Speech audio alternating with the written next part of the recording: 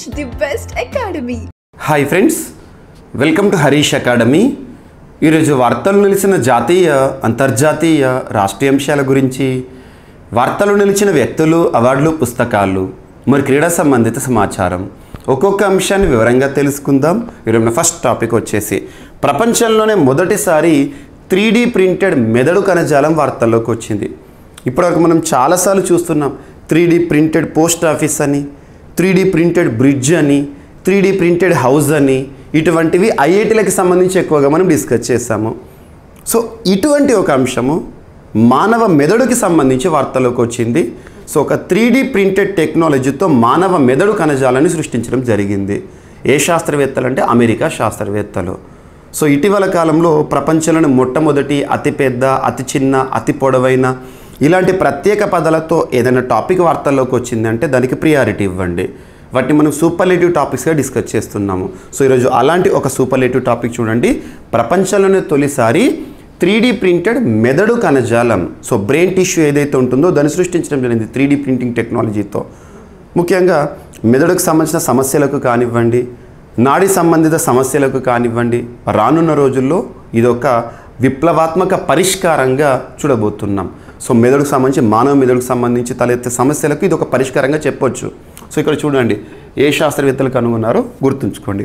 ప్రపంచంలోనే తొలి 3D printed brain కణజాలాన్ని అమెరికా సైంటిస్టులు ఆవిష్కరించారు.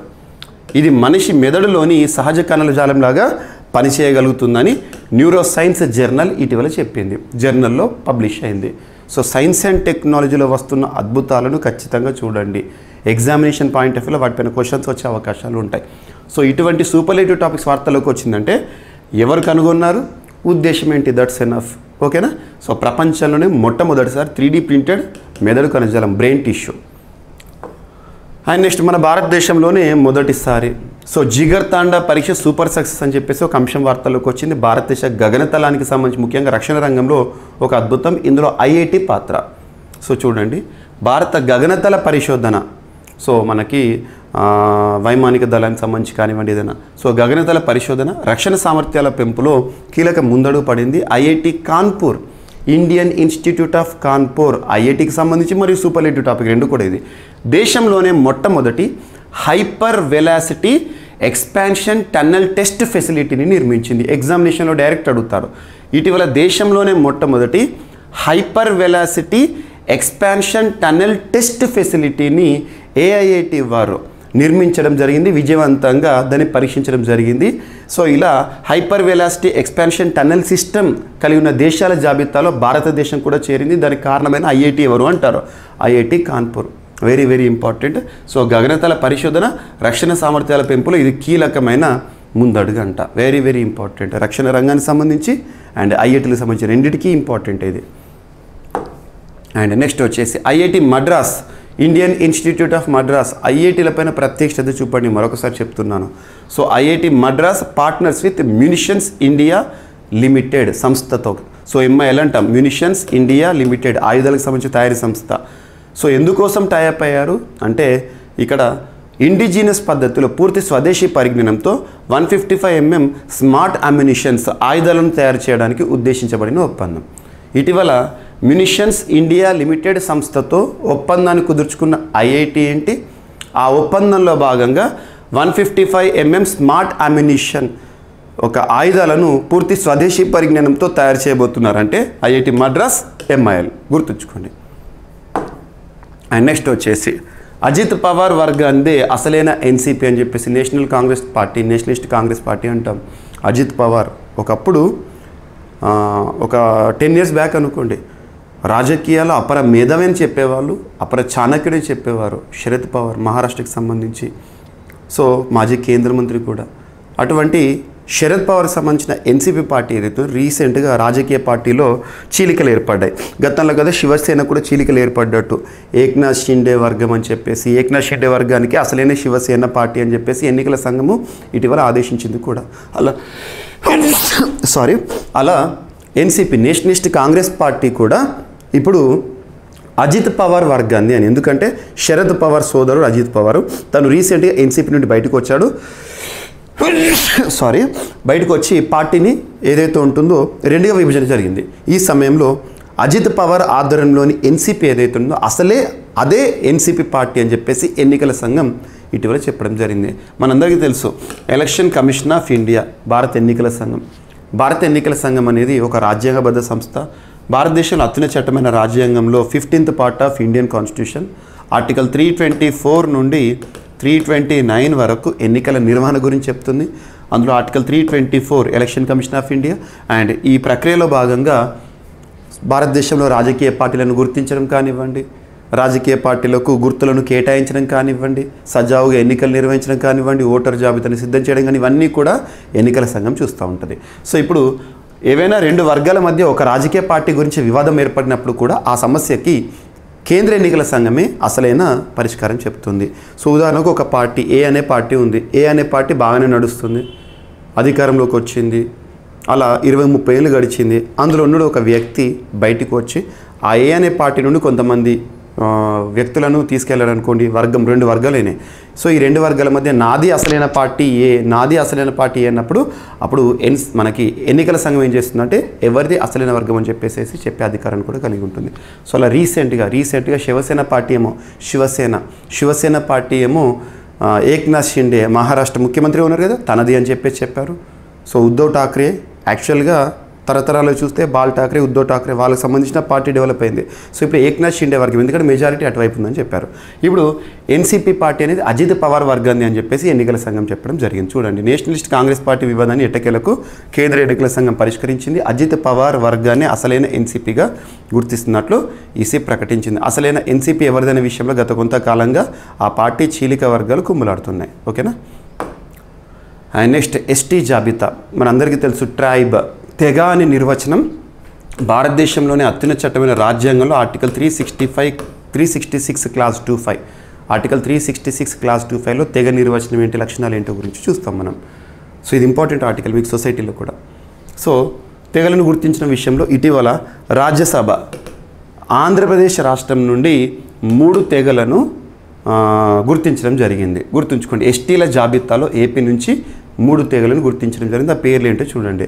ఆంధ్రప్రదేశ్, ఒడిశాలలో షెడ్యూల్డ్ కులాలు తెగల జాబితాను సవరించడానికి ఉద్దేశించిన 2 వేర్వేరు బిల్లులను రాజ్యసభ నిన్నటి రోజున మంగళవారం రోజున ముజువాని ఓటుతో ఆమోదించింది. గిరిజన వ్యవహారాల శాఖ మంత్రి అర్జున్ ముండా తనే ప్రస్తుతం వ్యవసాయ శాఖ మంత్రిగా కూడా విధులు నిర్వర్తిస్తున్నారు. వీటిని ప్రవేశపెట్టారు. సో ఆ తెగలు ఏంటో చూడండి. బోండో పోర్జా, కోందు పోర్జా, పరాంగి పేర్జా తెగలను ఏపీలో ఎస్టీల జాబితాలో చేర్చడం, ఒడిశాలో 4 గ్రూపులకు ఇలాంటి అవకాశం కల్పించడం ఉద్దేశం. ఓకేనా, ఇదొకటి ఇంపార్టెంట్. అండ్ నెక్స్ట్ ఇటీవల వార్తల్లోకి వచ్చిన ఒక న్యూ వెరైటీ ఆఫ్ ఫ్రాగ్, ఒక కొత్త రకమైన కప్ప వార్తల్లోకి వచ్చింది. దీన్ని బెంగళూరు అర్బన్ ఏరియాలో గుర్తించడం జరిగింది శాస్త్రవేత్తలు. దాని పేరేంటి అంటారు. వార్తలు ఇచ్చిన కొత్త జీవి ఏదైనా సరే, అది మొక్కల జాతి కానివ్వండి, జంతు జాతి కానివ్వండి, ఏదైనా కూడా సైంటిఫిక్ నేమ్ ఇంపార్టెంట్. అది కప్పన, పామ, లేకపోతే వృక్ష జాతి తెలుసుకోవాలి. ఓకేనా. సో స్వెరోతెరా వర్షాబు ఇటీవల వార్తల్లోకి వచ్చింది. అది ఏంటి అంటారు. ఫ్రాగ్ ఎక్కడ కనుగొనడం జరిగింది? కర్ణాటకలోని అర్బన్ బెంగళూరు ఏరియాలో గుర్తించడం జరిగింది. New species of frog. Next వచ్చేసి భారత్ రైస్, అందుబాటులోకి భారత్ రైస్. సో చౌక ధరలో అందరికీ కన్వీనియంట్గా ఉండే ధరలో భారత ప్రభుత్వము భారత్ రైస్ని అందుబాటులోకి తీసుకొచ్చి నిన్నటి నుండి అమల్లోకి వచ్చినాయి. సో రాయితీ ధరకు కేంద్ర ప్రభుత్వం అందిస్తున్న భారత రైస్ బియ్యం విక్రయాలు దేశవ్యాప్తంగా మంగళవారం ప్రారంభమైనాయి. కిలో బియ్యం ధరను 29గా ప్రభుత్వం నిర్ణయించిన విషయం తెలిసిందే.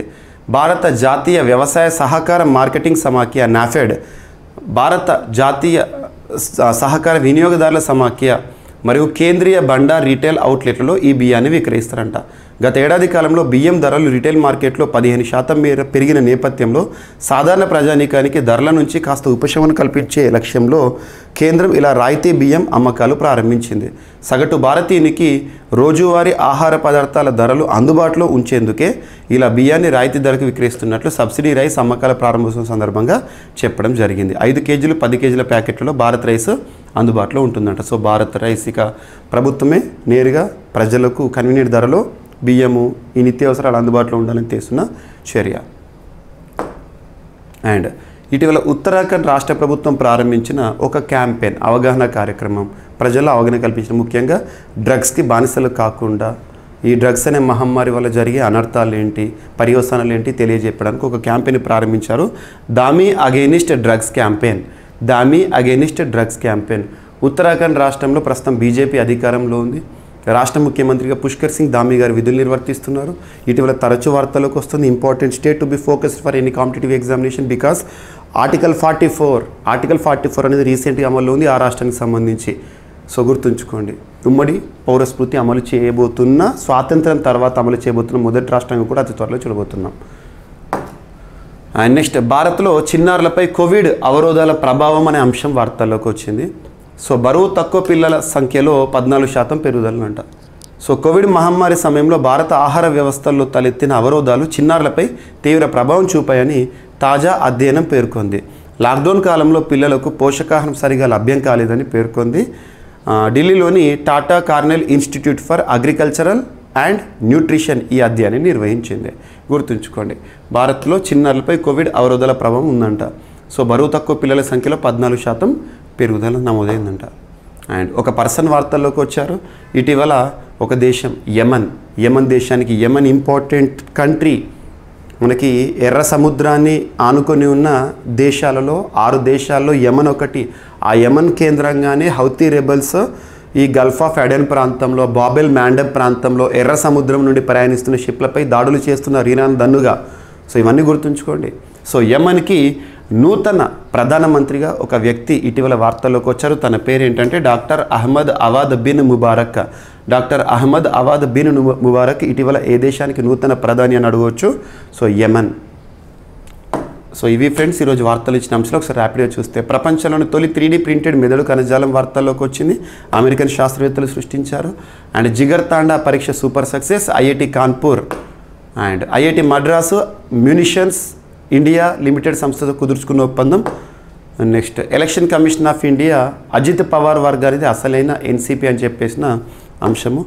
నెక్స్ట్, ఎస్టీ జాబితాలో ఆంధ్రప్రదేశ్ నుంచి మరొక 3 తెగలు ఉన్నాయని చెప్పేసి. అండ్ ఇటీవల వార్తలకు వచ్చిన కొత్త కప్ప జాతి కర్ణాటకలోని అర్బన్ బెంగళూరు ప్రాంతంలో కనుగొనబడింది. అందుబాటులోకి భారత్ రైస్ అనే అంశము. నెక్స్ట్ వచ్చేసి, ఇటీవల ఉత్తరాఖండ్ రాష్ట్రంలో యాంటీ డ్రగ్స్ క్యాంపెయిన్ వార్తలకు వచ్చింది. దామి అగెయినిస్ట్ డ్రగ్స్ క్యాంపెయిన్ అని.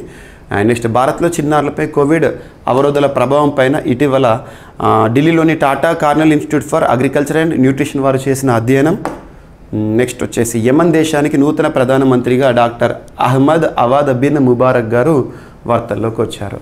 సో ఇవి ఫ్రెండ్స్ ఈరోజు వార్తలు నిలిచిన అంశాలు. మిస్లేనియస్ అంశాలను మిగిలిపోతే రేపటి క్లాస్లో జోడించి మరొకసారి నేర్చుకుందాం. రేపు కలుద్దాం. Thank you.